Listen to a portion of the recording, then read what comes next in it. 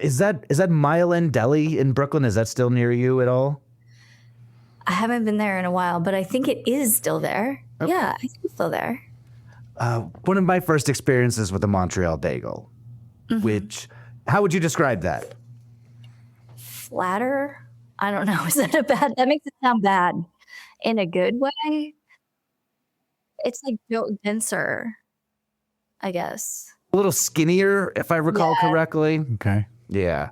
Sturdy. Yes. And I unfortunately do know a lot of people who just are only doing supermarket bagels, which we're not here to talk about that, but they're bad. They're whack, in fact. Yeah. I mean, I don't know if either of you have kids. Do you have kids? No kids. Okay, so I have kids, and one thing that is funny about them is that, like, they don't know the difference between good food and bad food. So you can just, like, if they want a bagel, you can buy them, like, the worst bagel. And they just, they don't care, or they don't know. I don't know. Yeah. It's kind of great, but it's also sad in its own way. I've got a follow-up question on that. What is the worst bagel? Probably a gluten-free bagel. Like I like eat them sometimes as like a delivery mechanism for cream cheese. But like, I don't know. There's something like gluten, like it makes things taste good. It like makes things rise in the way that they're supposed to. So I don't know. It's bad. I feel like a gluten-free bagel, I imagine it would be like tougher and like. They're pretty good. Okay. They're pretty, the gluten-free technology these days, especially if you go to a specialty place, like they can fool you, especially visually. But it's when you're chewing into it that. Like they like fall apart when you're eating them, and they taste like, if they're not dry, like they taste dry inside. Yeah. Yeah, you gotta add, yes I do. You gotta add extra like butter or something. Or they have toasted, which is fine. You know. I'm told you're not supposed to toast a bagel in New York. Is that right? You know, they always ask like the mayoral candidates about their bagels, and that's always very important to people. But I don't really pay attention. So you don't know what Mom Donnie's bagel order is? I don't remember what you said. I'm sure he handled it deftly, but I know. Like I remember people liking it because, you know, people like everything about it. So I remember, and we'll move off the bagel topic in a minute, but like when I first moved to Brooklyn in like 2006, I was getting my breakfast sandwiches on bagels because I'm like, oh, I'm in New York, I should get bagel, and never gets a corner breakfast sandwich. And my friend who grew up in Brooklyn, like real dyed-in-the-wool Brooklynite, was like, you can't do that. That's a sacrilege. You got to get the bacon, egg, and cheese on the bun because it's soft and it like melts together. And there's just, I guess, a lot of rules about baked goods in New York. I mean, there's something where, like, I'm not from New York. I've lived here for 10, 11 years. And there needs to be rules so that people who are from New York can like shame and embarrass us. Absolutely. Yeah.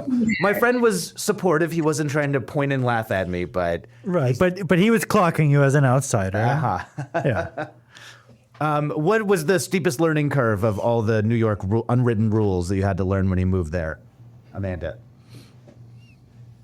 I don't know. I remember it taking me a really long time, though, to just get used to being so close to people all the time, like on the subway and like everything being very loud. I think I'm like super desensitized to it now. But at first I was like, what the fuck is this? You know, it was really rough for me. But in terms of rules, I don't know. I probably still don't follow them. You're a rule breaker. You're a rebel. Guess, or whatever. I'm sure it doesn't come across that way. But my kids were born in New York, so I feel like eventually, I don't know, they will know things and also be wise, but also annoying in that particular one. Pointing out the wrong way to eat a breakfast sandwich to newbies. Your kids have that on us. Exactly. Adam, you recently moved from Los Angeles to Joshua Tree, where it's relatively quiet. I mean, Are you having the inverse problem? Are you finding it to be too quiet here? No. It's I love it. I love the quiet. I mean, I wasn't even in a particularly loud neighborhood, but it was still significantly louder. Yeah, it's great. I don't know. All right. How could I have a problem with that? All right. Yeah. Do you like hear yourself like breathing and stuff like that? Or like your heart beating? No, that would be intense. And I have been in like anechoic chambers that are too much. But no, it's not that bad. I can occasionally hear a car or a bird or wind or whatever. Yeah. All right. Well, speaking of unpleasant noise, it's time to introduce the podcast. Gingerbread Man Down, Clean Up on Aisle Podcast. You are listening to Clean Up on Aisle Podcast, the dirty truth about grocery stores. I'm your host, Jeff Harmetz, joined by your other host, Adam Flixton. Hello, Adam. Thank you, Jeff. And we are joined today by writer, journalist, book writer, Amanda Hess. Hello, Amanda. Hi. Thank you so much for having me on this niche podcast. Thank you for joining us. Did I get all of your titles correctly? Anything else you want to add to that litany of occupations? No, you did a wonderful job. Thank you. Yeah. So, Amanda, it's been a minute. Like, we used to kind of roll together in Los Angeles, and the last time I saw you was probably your going away party. Is that right?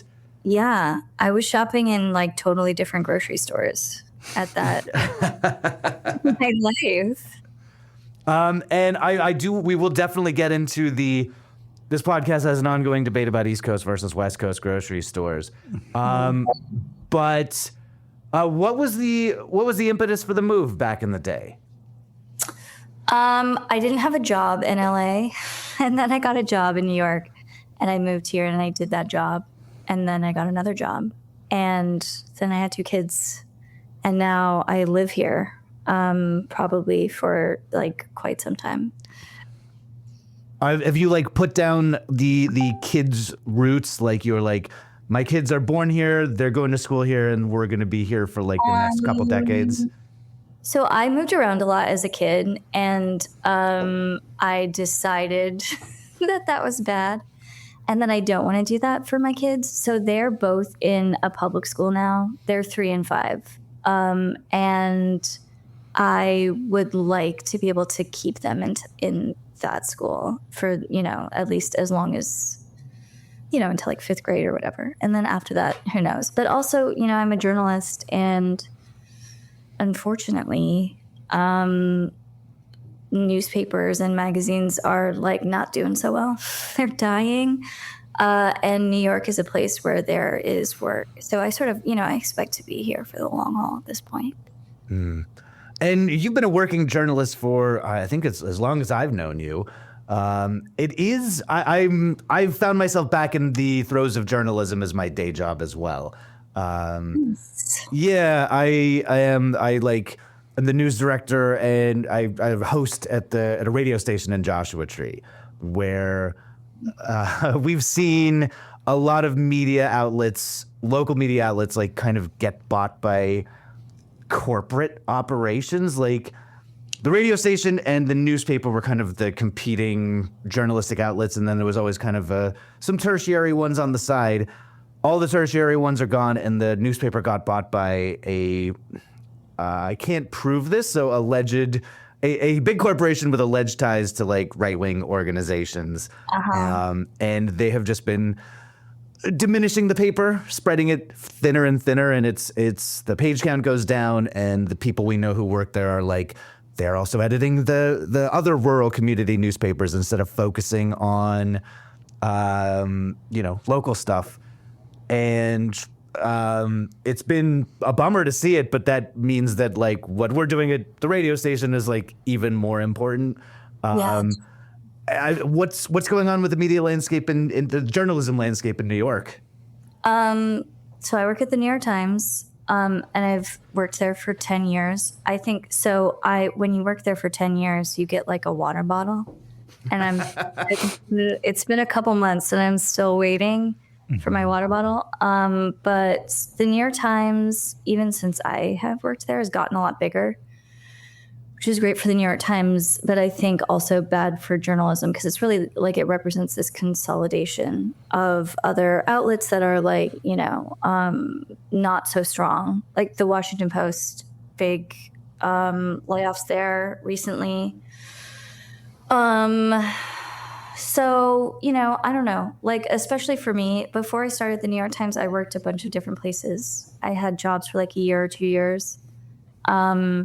And I think having kids, it's great. I love being a parent. I love my kids. But I think like the thing that I dislike about it the most is that it forces you to be more conservative in your own like personal choices.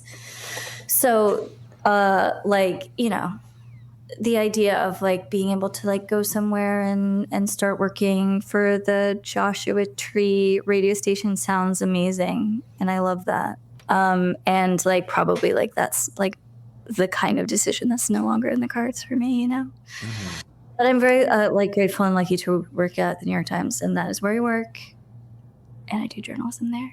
So yeah, I mean, that's one of the big ones. I mean, that's the New York Times, definitely one of the big ones. And if you got to be like conservative and sticking with one newspaper or outlet, I mean, that's one of the main ones to do. I was trying to think about whether I had ever written a story that involved grocery stores. And I did write this story during like in 2020 that was about this thing called mini brands. Do you know what those are? They're like tiny representations of, branded foods, like Spam, like tiny little Spam things. And you can like buy them in surprise eggs and stuff like that. And they became more popular during COVID, which I theorized was because of this kind of like instant nostalgia for grocery stores, like grocery shopping. That it occurred when like people were like, just like hanging out in their houses and getting other people to go grocery shopping for them and to deliver stuff to them. And they could like arrange the little shelves of things like in front of them in their sad apartment or whatever. Like the extent of my grocery store related journalism. That's real journalism. I don't know. Those were a real phenomenon. If I don't know if they still are, but I remember when people were going nuts over those. So yeah, I never had those. I guess I can imagine what that would look like and what that would feel like. And I thought about this a lot in the pandemic. Amanda, you brought up the pandemic a couple times since we've been chatting. But Adam and I used to be roommates in Bushwick in like 2006. And we lived in New York in the same time. And then we both kind of moved out to LA at the same time. I moved out to Joshua Tree well before the pandemic. Like, I happened to be in like one of the top places to move during the pandemic. But New York seems like it was particularly challenging, like during the COVID-19 pandemic, like the quarantine days. Like, how did that go for you? Yeah. I mean, I feel like it was both good and bad. Like bad because everyone lives very close together. And so a lot of people died and got very sick, and you had to be more careful going around. But also like you couldn't actually completely avoid people, which I think was good ultimately. Like when you went outside, people would be out there. And there's like that density I think ended up being a good thing for me, just in terms of being able to like have some kind of life while that was happening. But also I was pregnant and then I had a baby. And so like after I had a baby, I was kind of like, this is awesome because I can't leave my house because I'm taking care of a newborn, but none of my friends can either. And so I don't have like, no FOMO. Or whatever. Like everyone else's misfortune is like good for me, so I don't have to feel bad about it. But I don't know. I feel like there are these like we forget that the pandemic happened, but B, it's still like shaped our social world in all of these ways that like we've forgotten about, and that's bad, I think. Yeah. Adam, you were in a house in like kind of a suburban part of Los Angeles, but in Los Angeles. Like, how was it? How was that? You know, the first like 2 or 3 months, I look back kind of fondly on, because it was like everybody was doing the same thing. Everyone was like, the work expectations were bottom barrel in terms of how much shit you actually had to turn in on any given week. And it was just like, it was exhilarating in how unusually new everything was. So I had a good time the first few months. And I know that that's also when people were dying. So my experience is very different than a lot. I'm firmly aware of that. But then, you know, obviously then it's almost like the more the like lines started to go and more people were hanging out and people were saying that that's dangerous, and like I was very COVID cautious much longer than anybody, so like that became pretty painful after a few years. So Yeah. I had like a running sort of like hierarchy in my head of like who the pandemic was worse for. And at the top, it was like elderly people. And then it was like kids who were supposed to go to college. And then it was like parents who have kids who are in like second grade or whatever, but they can't go to school. And then I was like sort of, you know, when I was pregnant, I was sort of like, what is this mysterious virus? And like, is it going to like ruin my life and my child's life? But that didn't happen, so that was fine. But yeah, I was like I feel like in a very lucky position for that to happen. I was I was doing a food pop-up at the time, so we obviously had to shut the food pop-up down.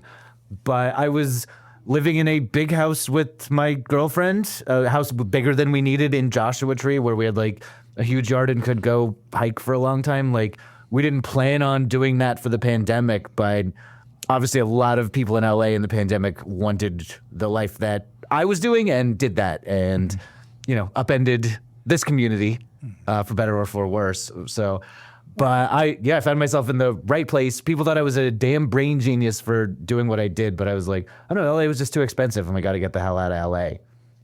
Do you guys both shop at the same grocery store? really. There's only a few out here. Yeah, but the grocery outlets, the overlap. But besides that, no. I've never seen you at Stater Brothers. I never really go to Stater Brothers. I go to Walmart. I'm not proud of it, but I go to Walmart more than Stater Brothers. And grocery outlets my favorite. Yes. But yeah, I'm a big grocery. Oh. Great name, grocery outlet. It is. It's what you kind of expect. It is like remaindered goods that didn't make it in other places, and now there's a ton of them, and they're super cheap, and I love it. It's the best. That's great. You know, I know New York has like, I know it's a huge city, but it's got small town vibes as well. Like, I'm sure you bump into people at your local grocery store, or like if you're in Brooklyn and you're shopping at the Trader Joe's in Union Square, you're probably going to bump into neighbors or friends or whatever. Like, I feel like I bumped into people a lot when I lived in New York, but it's extra particular in a very, very small town like the high desert, where if you have to count on, you can't sneak off to the grocery store without bumping into like 2 or 3 people. How hot does it get there in the summer? 112, 113 at the top, but it's usually like in the low hundreds. I grew up in Phoenix, and so I remember, like, I hung out at the grocery store a lot during the summer when I was a kid. That was, like, one of the places that I would go. And my grocery store had, like, a CD section, I guess. Like where they would sell drugs in, like, the red light district of... No, not a CD, like a compact disc. Oh, yeah, I thought it was the other one too. Yeah. So I'd, like, listen to music there, but yeah, just any like large air conditioned place. So we would love to know more about, I know you said you moved around, but like, are your earliest grocery store memories at this Phoenix grocery store, or is that more of a high school thing? Yeah, I moved to Phoenix when I was in middle school, and before that I lived a few places, and then my earliest memories are in Spokane, Washington. So like Eastern Washington. I'm trying to remember what the grocery store is called there. It was called Fred Meyer. Yep. Do you have those? Is that Pacific? I think it's a Pacific Northwest thing. Yeah, that might be right. And I don't know. There's something about like a 2-name grocery store. Now, like, is that a real person? Is it named after the full name of this guy? Probably not. But, like, why? It was probably like Dave Fred's and, John Myers, not the musician. right. John. But I don't remember anything like regional about that grocery store. All I remember is like, I remember the grocery store as the first place where you're going with your parents, where you're like really understanding that like stuff comes from somewhere and that's how it gets in your house. And also you have like a lot of expertise and opinion on food that is like often not respected by your parents. You have their, like own mysterious like motivations for buying. Yeah, I can imagine like a little kid saying, "Oh, these chili peppers are from Calabria," like I mean, honestly, I'm a millennial parent, and I feel like one of the most loathsome millennial subcultures is like millennial parent feeding, like food subculture. And so there are like 100% millennial parents who find it like important that their children like know such distinctions. That's interesting. like distinctions between like give me an example on that. Like this, I don't even know. There's no space in my brain for what olives are called. Mm-hmm. But there's like, if you go to like a toddler lunch blog, like they will be telling you that. Okay, I know all the olive types. I Castelvetrano, Kalamata. Yes. You be a child food influencer. Yeah. Like, creepy, actually, if there was like a childless man who was like, trying to tell people how to feed their kids. There was really intense, like an intense culture around like what you should feed, like put in your kids' bento box. Yeah, I don't like that. Well, I got to know what the right type of olive is. The kid, we can't get Niçoise olives in the desert. I've gone to all of the joints looking for those, and my partner's like, just get Kalamatas. I'm like, nah, that's not the same. Yeah, I can't pronounce this, but it was the first olive that you said. Castelvetrano. Yes. Yes. Yeah. I've seen those on one of these blogs.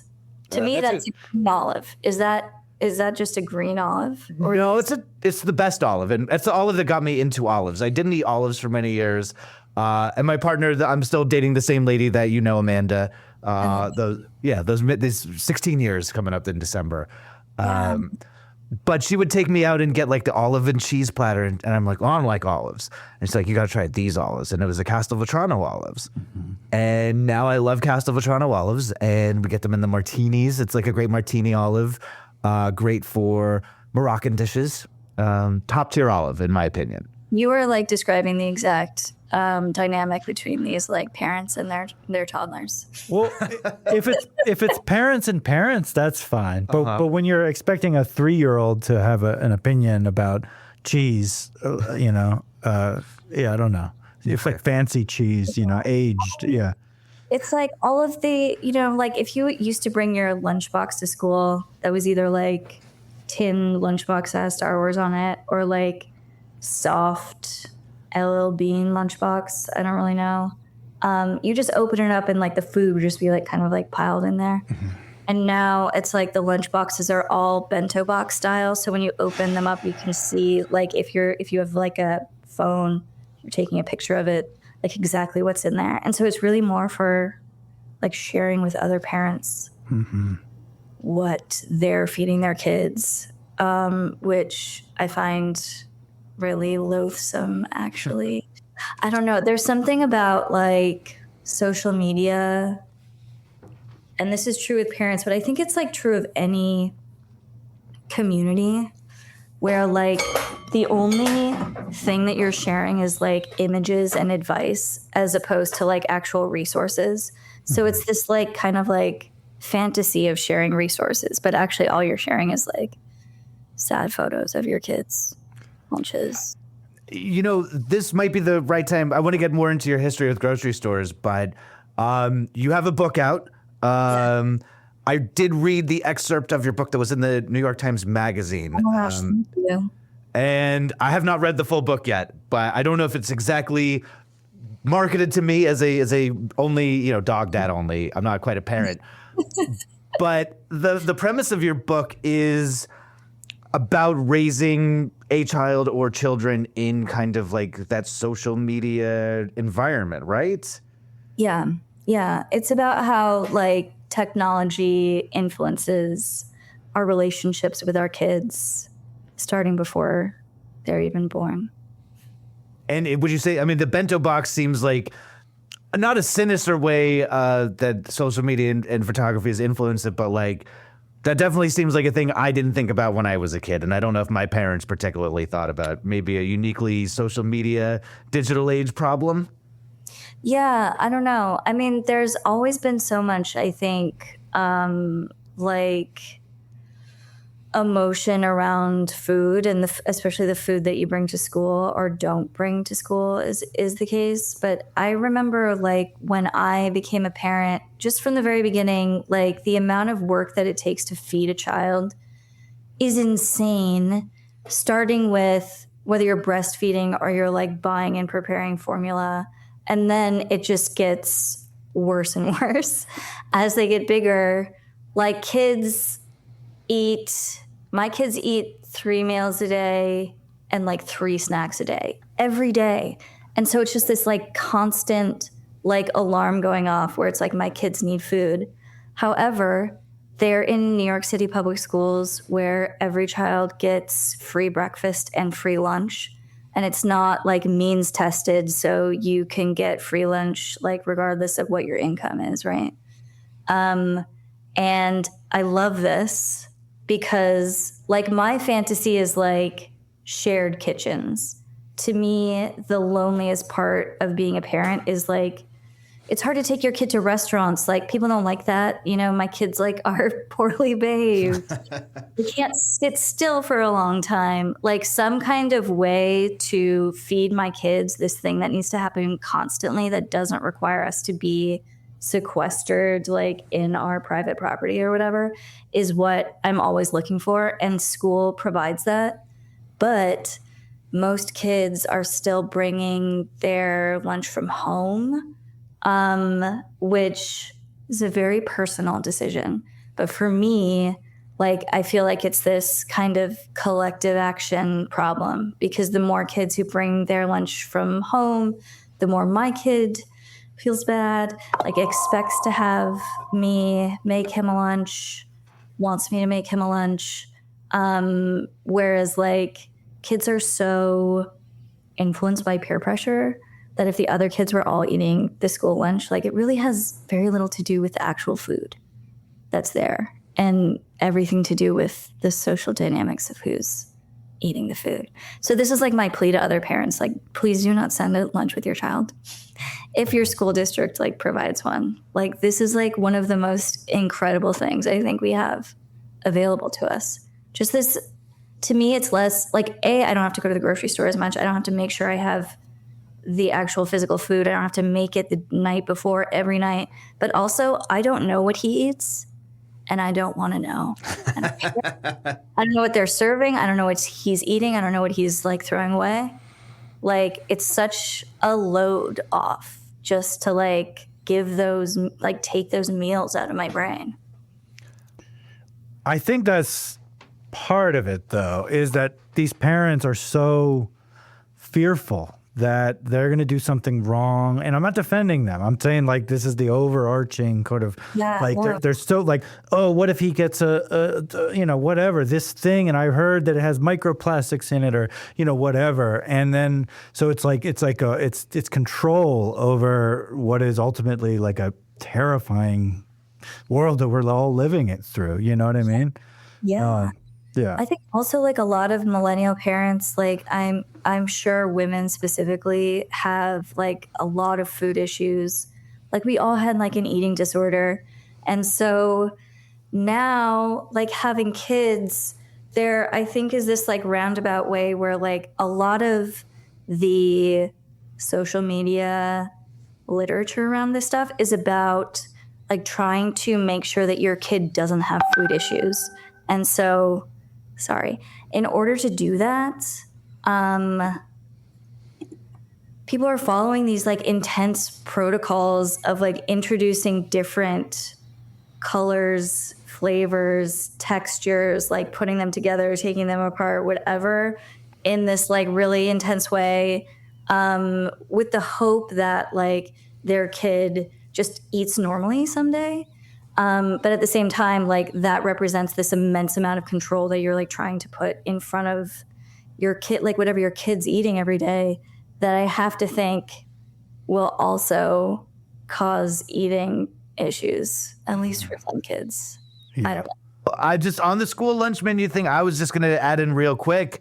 We're in a very rural community here, so I don't know if this is common throughout California at least, but like in our school district here in the high desert, it is all like no means testing, free lunch, free breakfast, and they do it through the summer as well because it is a low income area.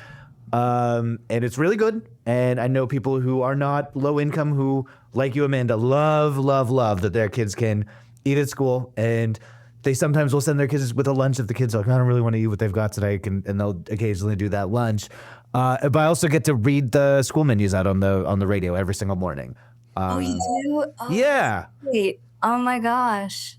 I mean, I assume it's pretty standardized, at least throughout the state, but I know that there are like federal standards and stuff.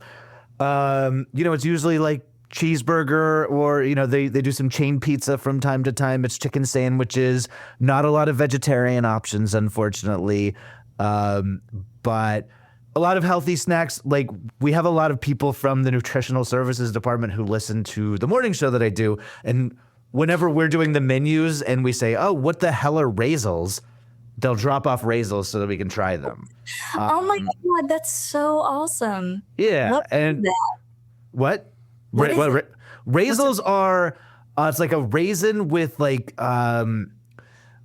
candy, not like a crispy Skittle candy coating, but like a Sour Patch candy coating. So like it's got like the citric acid salt on them to like make it like, it's sweet and it's actually a whole food, but it's got a little like pizzazz on it. Sounds good. Yeah, that sounds great.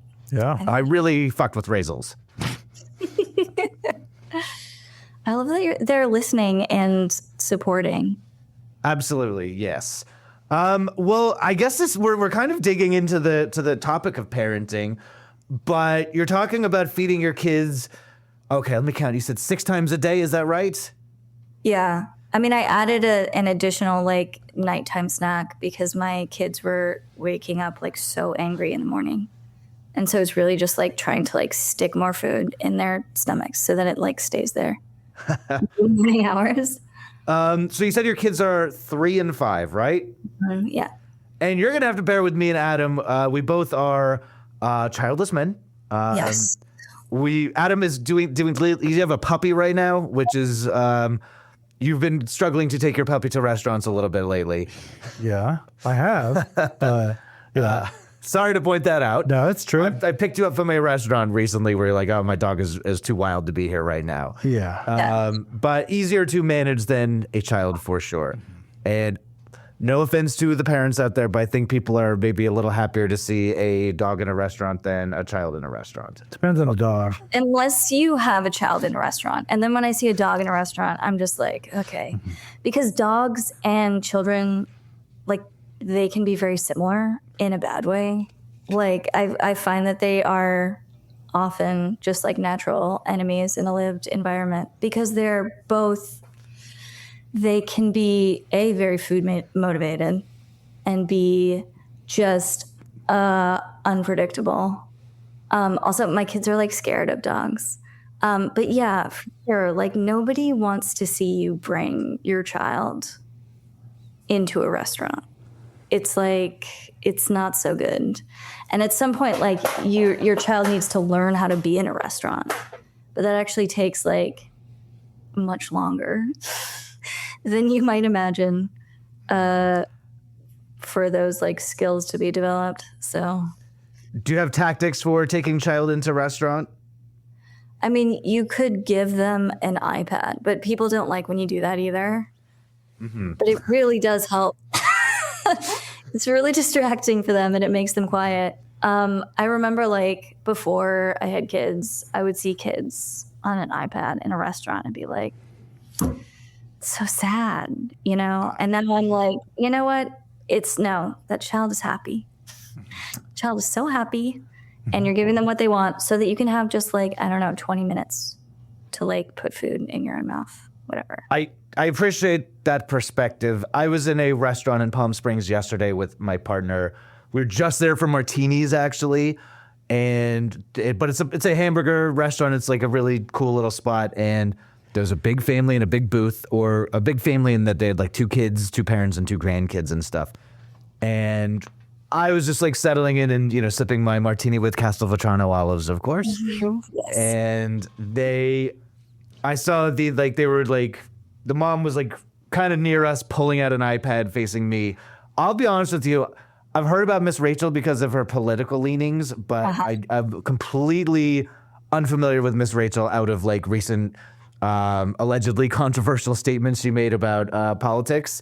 I was like, oh, who's Miss Rachel? And I was like, oh, that's Miss Rachel on that iPad. I guess we're going to get into the iPad situation.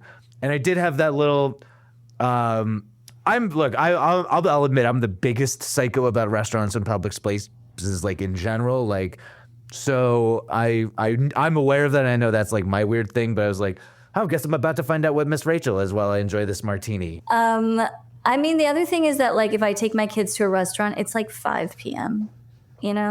Like I guess maybe that's also when you're enjoying your martini. It was like 5 p.m. yesterday. Yeah. I mean, often it's like right when the restaurant opens and there aren't a ton of other people there. But it's like not, I don't know. The idea is very beautiful. Taking your child to a restaurant and sharing food with them and then like ordering what they want. And often like the reality is horrific. So sorry about that. That's okay. Well, what is the topic we're here to discuss today? And like, I mean, I'll say it. I'm not asking rhetorically, but I have it on my notes as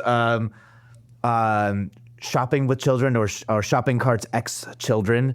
Like, we wanted to get into the real specific nitty-gritty of like what it's like to like physically manage the child in a grocery store or a child in a grocery store. Is there a name for that?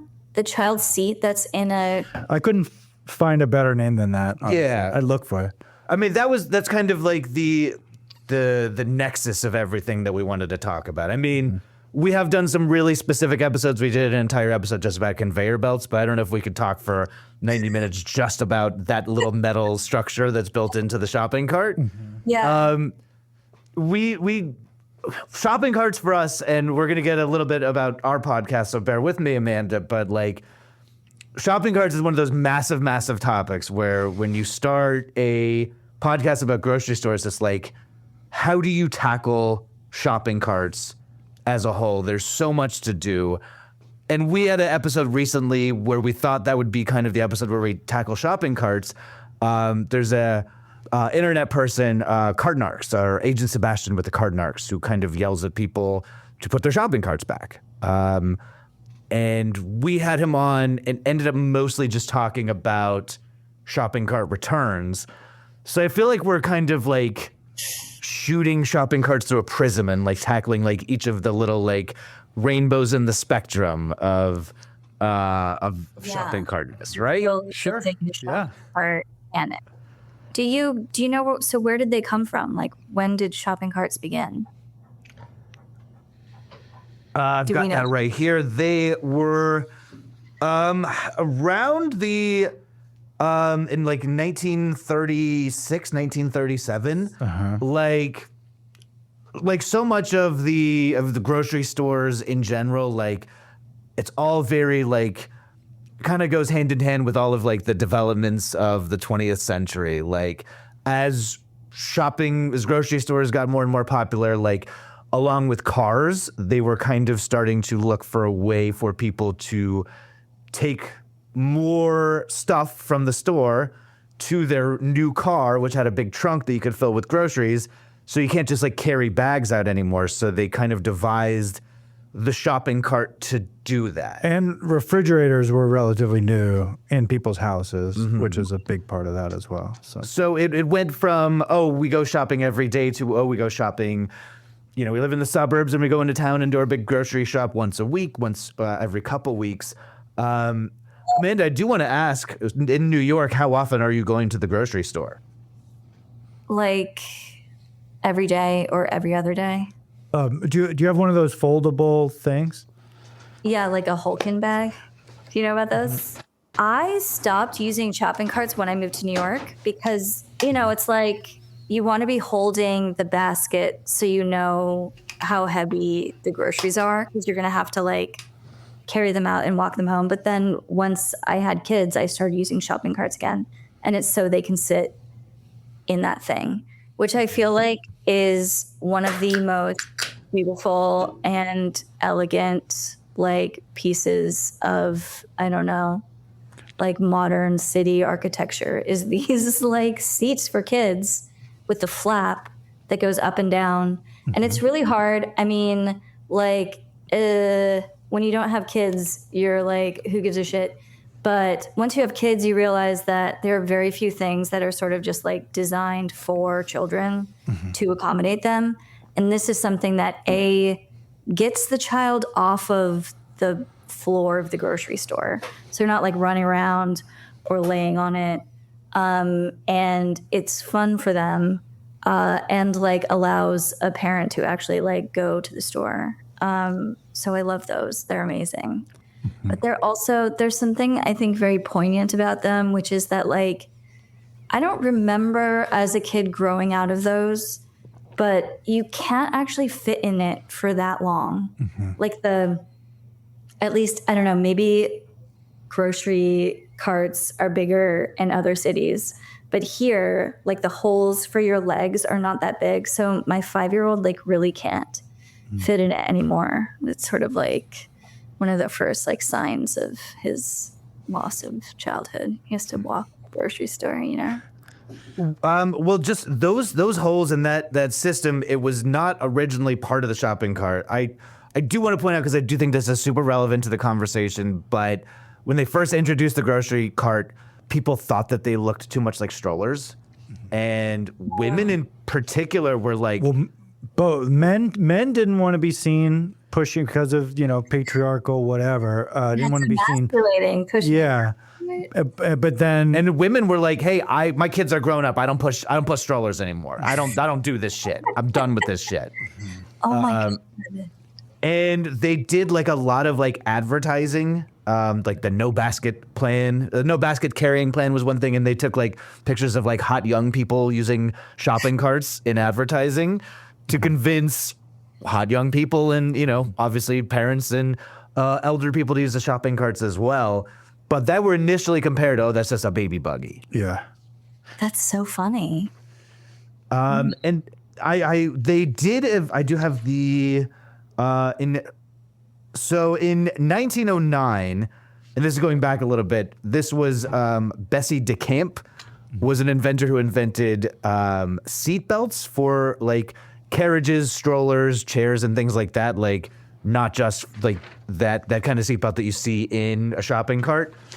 And those were implemented in 1947. So like 11 years after the shopping cart, after they got it out of the public consciousness that it's like a baby carriage, they reintroduced those child seats to This is like a post-war baby boom situation.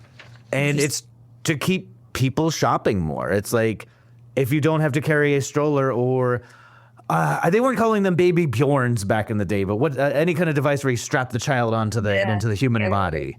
Yeah. Yeah. Or just having to manage your child while also like managing the food or whatever. I get like a lot of rage bait served to me that's like debates between parents and people who don't have kids. That's like why you're bringing your child to a grocery store. And then people are like fighting in the comments about whether you should in fact bring your child to a grocery store. But it really is just like, it helps everyone, I feel like, to have this like thing you can strap them into where they're not like running around bothering anyone else. And to them, it's like Disneyland. Do you actually strap them in, or? There are some where you do, but others it's just like their feet like really are kind of like stuck in there, or their legs are stuck in there, like they're like, you know, metal diapers or something like that. I saw this TikTok, and it's one of these, mom talk things, which is like, are you being helpful, or are you just kind of like introducing a new fear into the world, And she took a carabiner, like you would use for climbing, and she like put it in the child's like belt loop, and then connected it to the shopping cart. And she's like, they can't fall out now. No. So No, you shouldn't do that. I don't think. Yeah, I don't think so. I want to feed into the rage bait a little bit. I mean, I know you described it as rage bait, and I know I was saying like I'm a weird person about public spaces, and like I was having that martini with the Miss Rachel situation like immediately after therapy. Like I got out of therapy and went right to the bar. And I'm doing therapy because of public spaces and things like, other issues I've got. So I'm very like sensitive, and like I've got some extreme viewpoints on some things. But the idea that somebody would be mad that there's a child in a grocery store is like unfathomable to me. Like that's where children belong. That's like grocery stores are designed for children. Can I just point out, Jeff? Yeah. Miss Rachel is very gentle and comforting. Maybe you should be watching her a little more. I Probably ought to. watch Little Miss Rachel before you go out. But I have so many fond memories of being a kid in a grocery store. I'm from Southern California. I'm from Long Beach. I think I mentioned where like we have magnificent, beautiful Southern California grocery stores, and like I just remember them so fondly, and I could never imagine depriving a child of the joy of shopping with a parent. Yeah. It's also like if you don't want to see a child in a restaurant, then like they simply must be in a grocery store. Like they do have to acquire food in some way. But I think like definitely immediately after I had my first kid, I realized that you can't leave your house. Like you can't leave your house and leave a child or a baby there. And so either you stay in your house and you like hire somebody else to shop for you, or you like take your child to the grocery store. Like it simply has to be one of those things. And one day this child will be an adult like you. And maybe they'll have a grocery store podcast. We can only hope. Yeah. Yeah. Beautiful experiences. Mama, don't let your kids grow up to be podcasters. Cautionary tale. But I just like, I'm not against kids in restaurants either. I just want to be super clear about that. I was a little surprised to be drinking a martini and catching Miss Rachel, but like, I understand kids in restaurants. I that's not one of my bugaboos. I've got plenty of those. But I think like, it seems unfathomable that a person would not expect to see a child at a grocery store. Like, I think that's like, all the parents I know love to take their kids to the grocery store. Like, it's a treat for the kids. Like, Amanda, do your kids enjoy going? Like, or is it, we're getting dragged to the shop? Oh my God. Yeah, no, they love it. They love going. And they, it's like they get an opportunity to like, just choose their destiny for the next day, for like what they get to eat. But it also means that like, there's like resentment around food that they see that looks good to them, that like I will not buy them. But yeah, they love going to the grocery store. But then it's like, especially my 3-year-old like must take every item out of the cart and put it on the conveyor belt, and that, that takes a long time. And eggs are like very difficult for a 3-year-old to like take out of a cart and put on the thing. But yeah, if you're in New York City, I imagine that there's like a coked up stockbroker in red suspenders, like waiting to get out behind you. That's who lives in New York these days, right? Totally. Sure. Patrick Bateman type. I have a very, like, I just moved into a new apartment that has a very, like, small town grocery store vibe where, like, I'm in a very big apartment complex that has a grocery store across the street. And so it does seem like almost exclusively like people who live in my building shop at this place. So I think it's like, it's a little trickier to be like rude to someone because you probably like live with them, you know. So one of the topics that's come up a lot in this podcast is advertising to kids. Are you aware, or are your kids aware of like Trix cereal through not being in the grocery store? That's a good question. For the most part, they watch television that doesn't have ads in it. And when we do watch TV that has ads in it, it's like the ads don't know that they're kids. And so it'll be for like cancer medication or whatever. I don't think Skyrizzy. yeah. They're not seeing it through that, but when they're in the grocery store, like if my 3-year-old is walking down the aisle, like Trix is on like the bottom of, so it's like eye level with him and he can see like there's like a bunny rabbit. Yeah. That's very intentional. Yes. The Post pays a lot of money for that. Yeah. Yeah. I'm looking for there's like certain zones of where they put items on a store shelf. The top level is the stretch level. Eye level is obviously like human being eye level, but also like Grown up eye level? grown up eye level. Touch level, and that's where it's best for kids, and that includes like I would imagine a 5-year-old's top eye level or like low for a child in a shopping cart, where they could also see that. That's about, it's in metrics, so it's about a meter to 1.125 meter up from the ground. And then they call it stoop level, which is the bottom, and nobody wants anything from stoop level. Is stretch level more for like big and tall men? Like what's in the stretch? It says it's for the products that people actually want. So they'd have to like willing to yeah. So it's like the reasonably priced things that people want, so you got to work for it. But this cheaper, more expensive shit, or the stuff that like they paid to have that placement is more your eye level. Interesting. Yeah. Yeah. But my kids learn about various foods from school now and from like other kids. So Lunchables or something? yeah, like whatever, I don't know, fruit roll-ups. And then also just like from school itself, like they're like fed all of these like little snacks and stuff at school. We have a lot of name brand products in our local like school district lunches. Like they do say, it's Trix cereal or Honey Bunches of Oats or like a Cinnamon Toast Crunch branded, cereal bar or rice official Kellogg's Rice Krispie treat. Which is also no accident. Oh, no, not even close. Is that an accident? Yeah.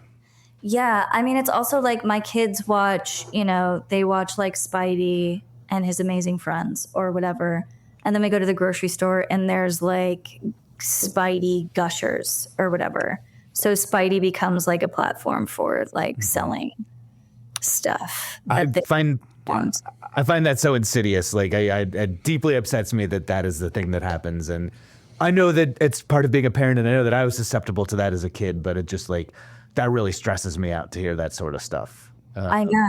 And you're sort of like, no, you're like, no. And then you're like, okay, sure. Like, whatever. Yeah, take that. Put it in your body. I don't care. So getting back to the shopping cart thing specifically, I was telling Adam about this. This is a bit of a tangent, and I had a proper question to ask you, but I'll just do my little stupid tangent. Okay. When I think of media with kids in shopping carts, I think of the opening scene of the hit HBO show The Leftovers, where everybody disappears and is sad for a very long time. Okay. I rewatched it right before we did this ostensibly comic podcast, and it's like a huge bummer. And the child disappears from like a laundromat, and then a shopping cart hits the car. So Right. It's not a child in a shopping cart, but I always remember that as being a child in a shopping cart. Okay. But if you want to get in The mom disappears. no, the kid disappears. The mom's in a laundromat. She puts the kid in the car seat and is like on the phone, and then the kid just stops crying. And then there's a kid who's at the grocery store across the road, and his dad is holding the shopping cart, and he disappears, and then the shopping cart like hits the car with the mom in it. So it wasn't really appropriate for what we're talking about, but it put me in a fabulous mood to do comedy here. But you were saying that you have a 5-year-old and a 3-year-old, and the 5-year-old is too big for the top seat on the shopping cart. Yeah. It's kind of like if your kid's too big to be in like the baby swings, they might be too big for the shopping cart thingy. So now like he wants to push the shopping cart, which again, you know, you have to learn how to push a shopping cart at some point in your life. You can't just be like 14 and it's like, okay, Jeff, like here you go. This is your first time or whatever. But yeah, he's really bad at it. And then my other son is like in it.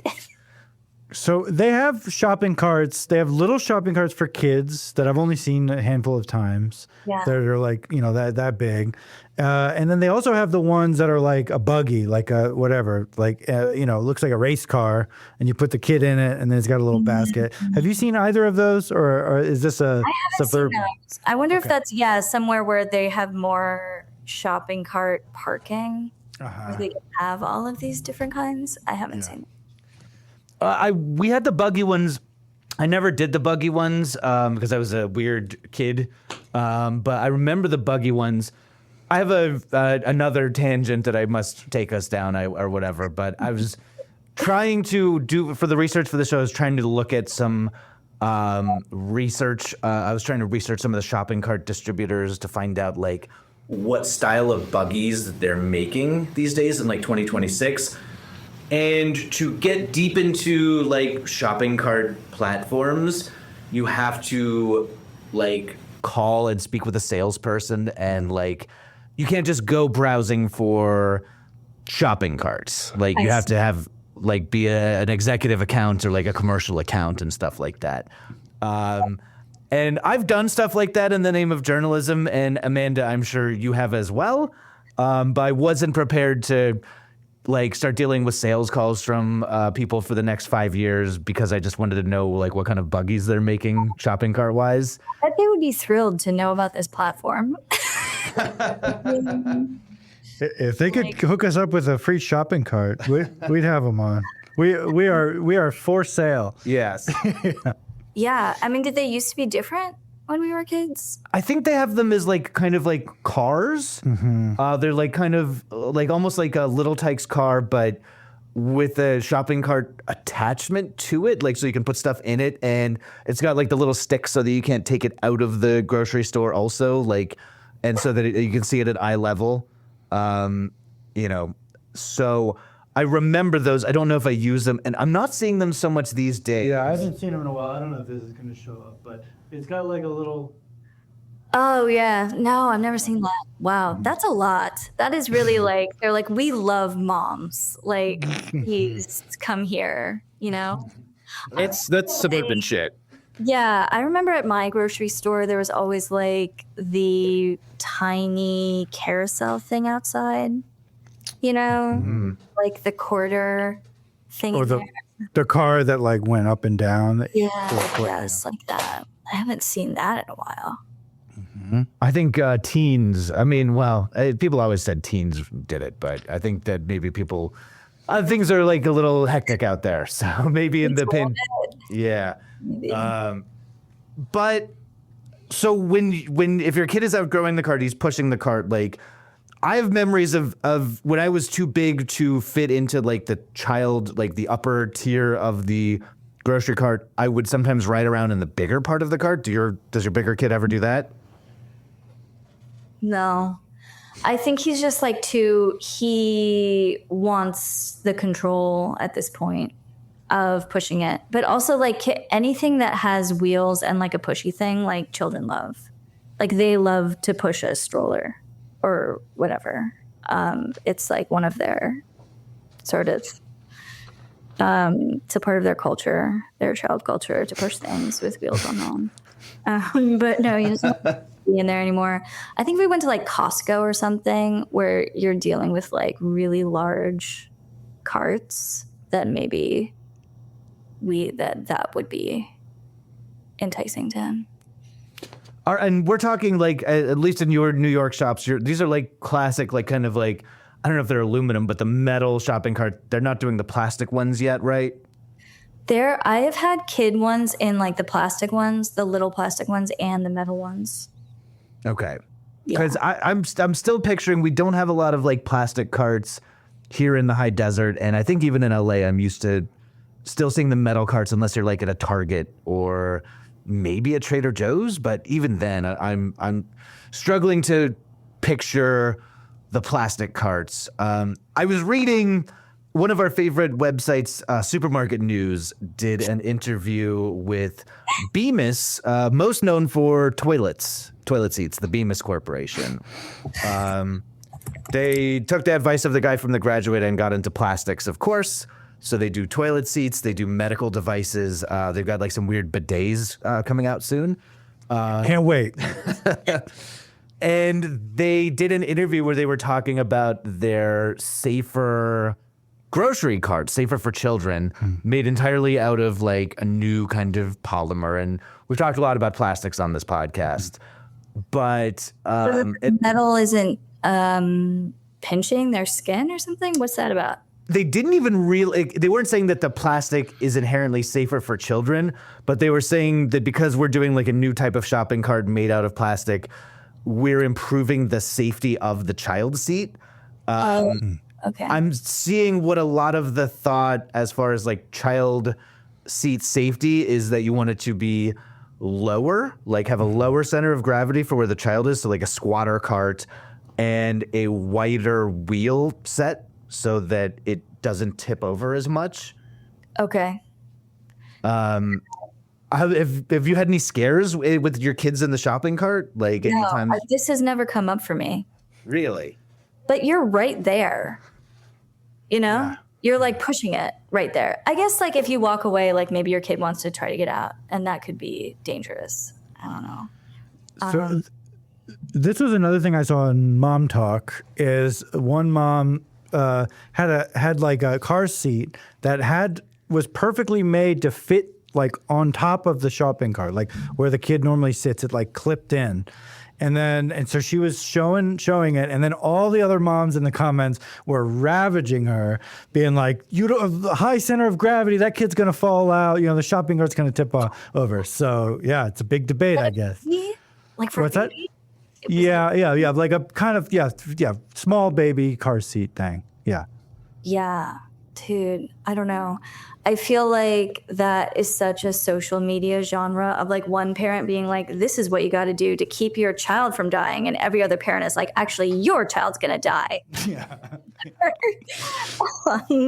But I don't know. They seem fine to me. I guess if it's a baby that can't sit up, like probably they shouldn't be in there. Yeah. What's the age that you start putting your kids into the shopping cart?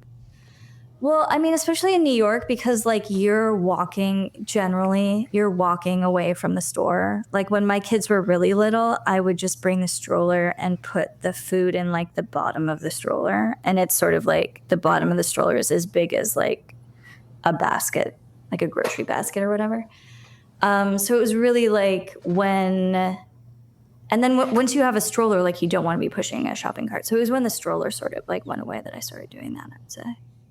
All right. And like, I have to say the aesthetic of a child in that little seat in the grocery cart is extremely cute. Yeah. Iconic place to put a kid. One of the top 5 cute places for a child. Totally. And there are just like so few, like, I don't know. I'm always like reading about how like in Japan, if you go to like a public bathroom in Japan, I don't know if they have this in the men's bathroom or if it's just in the women's, but like there'll be like a seat hooked onto the door that you can like plop a baby in like while you're going to the bathroom. So it's really like extending like the ethos of the grocery cart seat like to other parts of our environment. I guess it's like a booster seat. Mm-hmm. You see like a high chair. You'll find a high chair in a restaurant or whatever. And my kids are way, way, way less excited to sit in a high chair than they are to be in the grocery chair. Like a high chair is like a punishment. Yeah. They're very similar ideas. The there are a lot of safety concerns. I know we kind of touched on our friends at Bemis Toilet Seat inventing a safer shopping cart for child. We're open for sale if you want to sponsor our podcast, Bemis. Do y'all know the brand of toilet seat that you have? Mine's not a Bemis. Yeah, I do actually. Okay. I just You just bought one. Yeah. Are the Bemis toilet seats also safer for children? They'd tell you that. Yes, they would certainly say so. I don't know what kind of toilet seat we have. It's like the Hallmark card. Remember when they like got everybody to like, we get a card and then you turn it over to see, oh, is it Hallmark? They spend up for the Hallmark. Like you lift the toilet seat up to do a pee and you're like, oh, it's Bemis. Okay, this is a nice house. I'm always saying that, yeah. yeah. But like, this is the statistic I saw a lot, and it goes back. I think it's like 2005 to 2010. It's not like the last 15 years. It's a bit of an older study, but they're saying that 24,000 young children were admitted to emergency rooms in the United States for shopping cart related injuries. That's just in 2005. So that's like annually 24,000 kids are injured. Okay. I'm curious, like, how many kids are going for, like, spoon-related injuries. You know what I mean? Because the thing is, like, kids go to the emergency room a lot. Yeah, but also like cars are involved. So that statistic just seems a little. Like, you think they're getting hit by a car? Like the Yeah, sure. Car, Yeah. right? Yeah, that's possible. Yeah. Shopping carts are like going through a parking lot. Or, I saw this documentary, Jackass, where the boys in that one are playing pretty rough with shopping carts. Yeah, And maybe some kids are learning what Johnny inspired Knoxville did. by Johnny Knoxville. Yeah. Sure. I mean, yeah, probably. I don't know. It's like anything that's moving is going to be possibly dangerous to your child. But like your child, everything, kids get hurt a lot. Yeah. And they walk it off. I don't know. As my grandma told my sister about my sister's kids one Easter, they're really hard to kill. Children? Yes. Yeah, that's good. But just, I think some of I do have this deep dive from the Smithsonian about ways that a shopping cart could like flip over or whatever. But if you have a kid in that like top part child seat, it doesn't take that much. Like if you push down on the handle Yeah. accidentally, that is where like the whole shopping cart could flip over. Okay, so this is actually where, like, if my 3-year-old is in the seat and my 5-year-old is pushing it, that's very dangerous. It sounds like because he would definitely just like hang down on it, not on accident. So I should probably like seek to avoid that. Adam, do you have any childhood memories of being in a shopping cart? No, I mean, I remember it very vividly. I remember very vividly being a kid and sitting in that seat, and it was fun. I just remember having a good time in that little seat. So, no. I do remember my hands getting hurt sometimes because you really want to like reach out and like grab everything.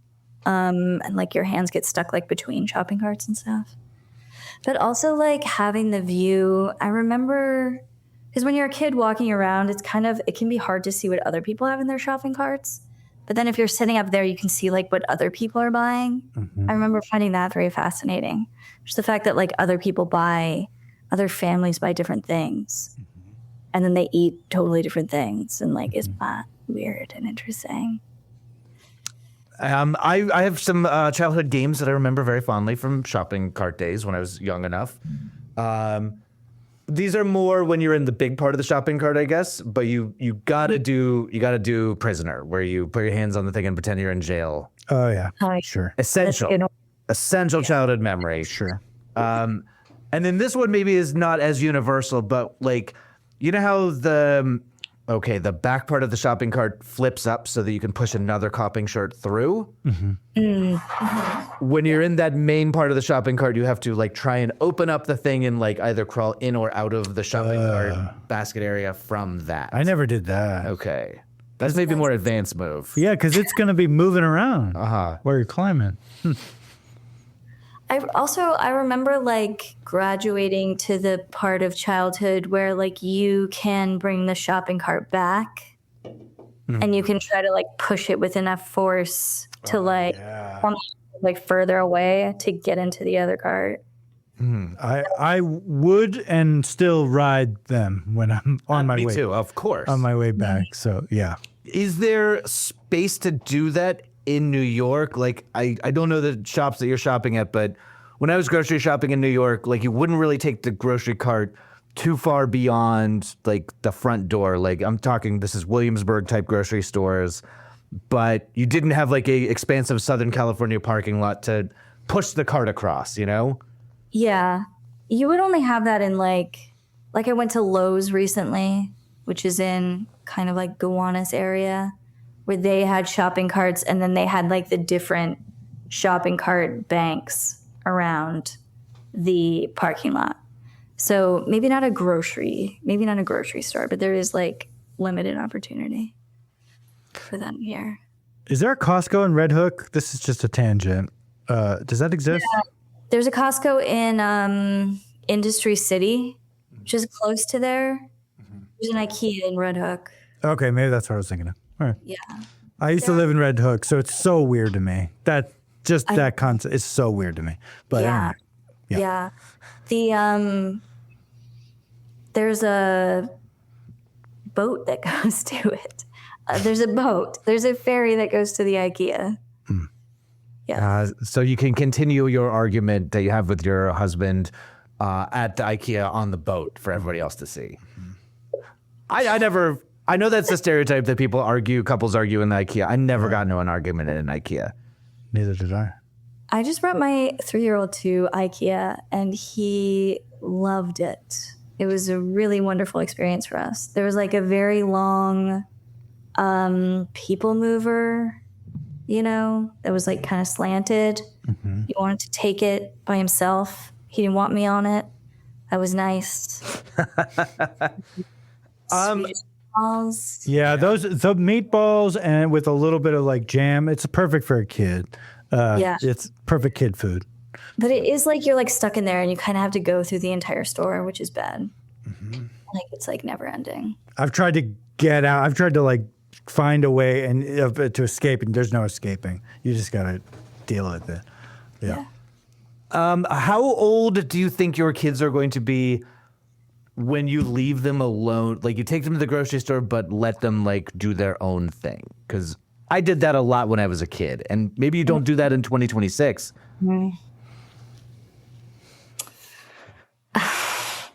I mean, I feel like it will be sooner that I leave my kids in my apartment and go to the grocery store by myself across the street. Just because, like, I don't know. I mean, my 5-year-old is, like, we had a Scholastic book fair at school this week where he bought a book with money that I gave to him. And so he's starting to begin to understand how much things cost, but it would be like completely lost in like trying to like acquire a reasonable amount of food in a grocery store. I don't know, but they do. I mean, now they run away from me and it takes me a long time to find them again. Mm-hmm. So like that's already happening, but it's not happening on purpose. Would you ever do one of those, like that Japanese TV show where they put like a thing on the kid and a little flag and then send him over for old enough? Something like that. Yeah.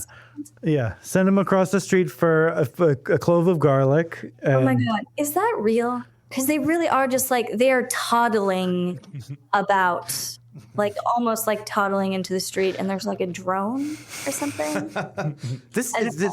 I've never heard of this show. You got to watch it. Okay. It's great. Yeah. There's a little baby walking down a dangerous road, but nice people are helping. Like watching. it happened on like a video. Like trying to like silently, like encourage them to do the right thing, like buy the right thing, so they can come home and like make their noodles or whatever. It's really good. I feel like I would love to be that parent, but like I'm simply not. And I mean, the real thing is like it sucks because in New York you can walk everywhere and that's amazing, but like cars are like the number one enemy of my children. Like the number one thing that's actually like incredibly dangerous, and cars can't see them. Like if you're in an SUV, you cannot necessarily see like a 3 or a 5-year-old just like walking across the street if you're trying to turn. And so I don't know, to me, that's like the irresolvable problem about this like idealized past where like kids just like, you just like let your kids out and they like ran around or whatever, is cars. Like, I don't know what to do about that. I mean, in the 70s, a lot of kids were getting run over.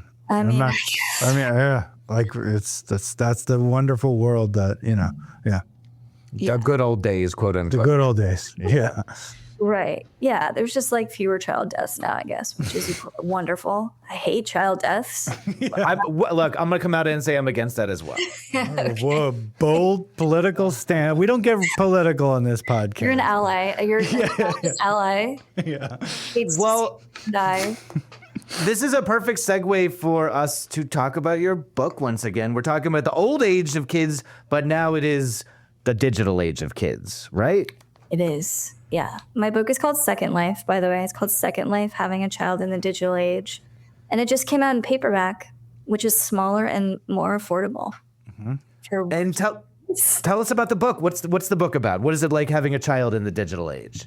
It's really about like, my experience as someone who has been writing about the internet and digital culture for a really long time. And only in pregnancy did I become like completely influenced and sucked into it in a way that I never have before.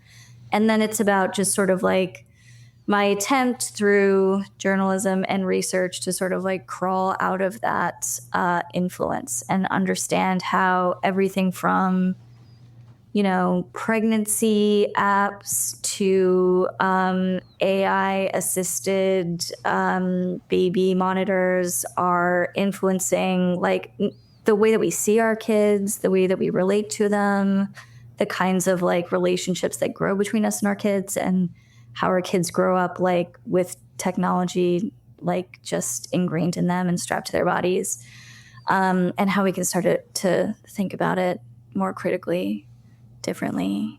It's also like really informed by the fact that my first son, who's 5 now, was born with a genetic disorder, which was diagnosed during pregnancy.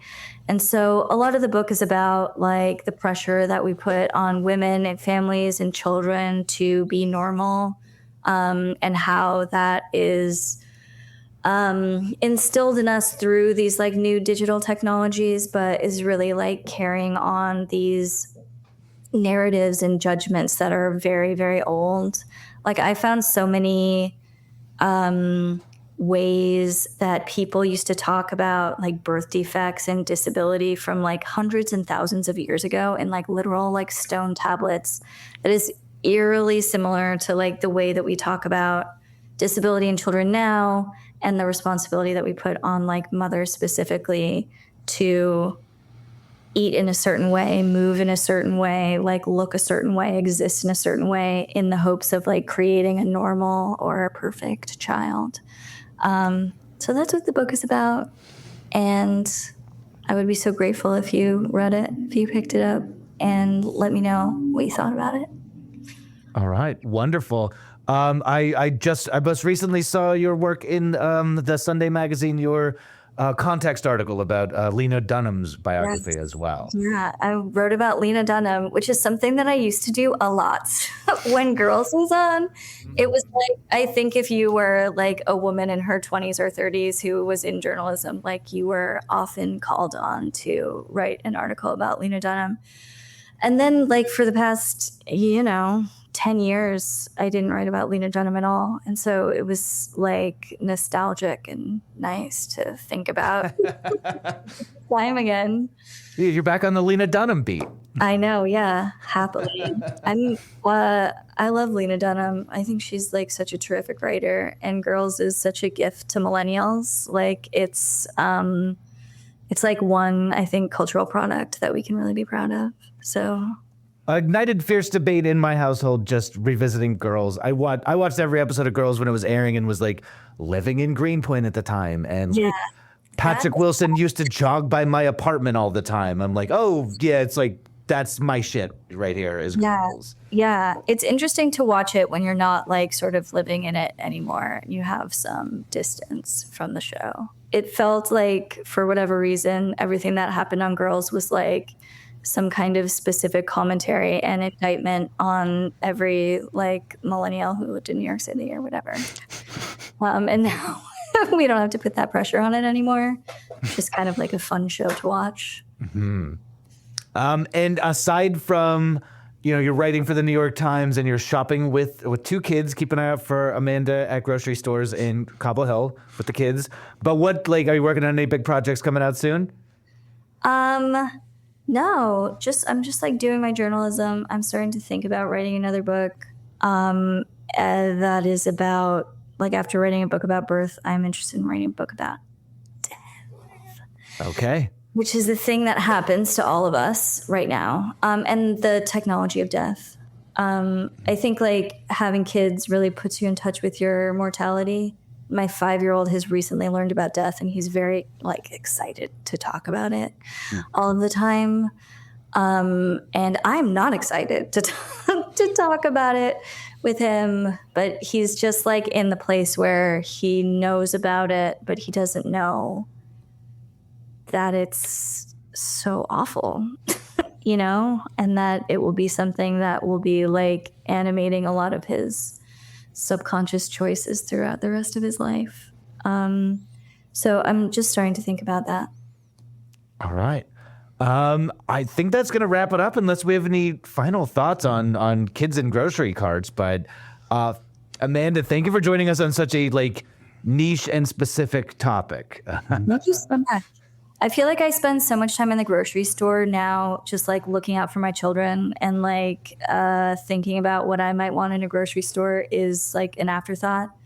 So it was really nice to have some me time thinking about grocery stores. Thank you for that. If people want to find you on social, where can they do that? Mostly on Instagram, but I'm also on Twitter. All right. As the case may be. The Everything website. Where can people find you on that? On Instagram, my handle is @Strumwall_Hess, and on X, it's Amanda Hess.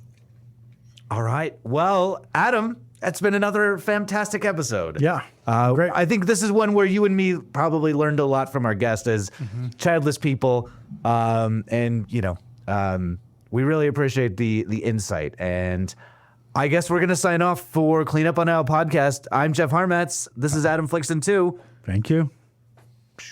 Thank you guys so much. This was so fun. You were fantastic. Thank you for joining us. Thank you for inviting